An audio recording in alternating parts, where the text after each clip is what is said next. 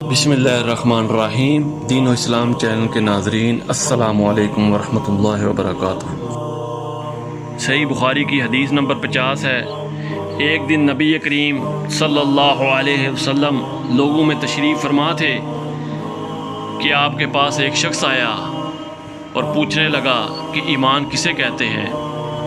آپ صلی اللہ علیہ وسلم نے فرمایا، ایمان یہ ہے کہ تم اللہ پاک کے وجود اور اس کی وحدانیت پر ایمان لاؤ، اور اس کے فرشتوں کے وجود پر، اور اس اللہ کی ملاقات کے برحق ہونے پر، اور اس کے رسولوں کے برحق ہونے پر، اور مرنے کے بعد دوبارہ اٹھنے پر ایمان لاؤ۔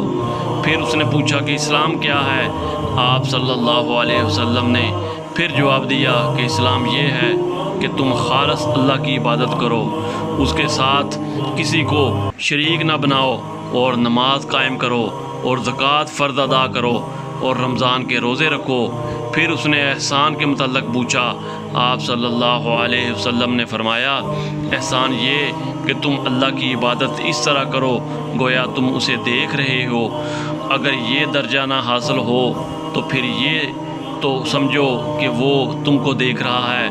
پھر اس نے پوچھا کہ قیامت کب آئے گی؟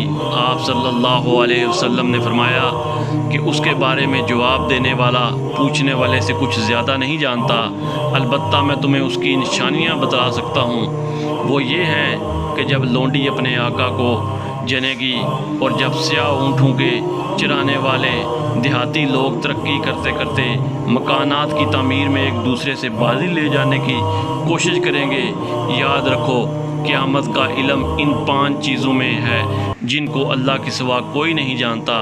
پھر آپ نے یہ آیت پڑھی کہ اللہ ہی کو قیامت کا علم ہے کہ وہ کب ہوگی، آخر آیت تک۔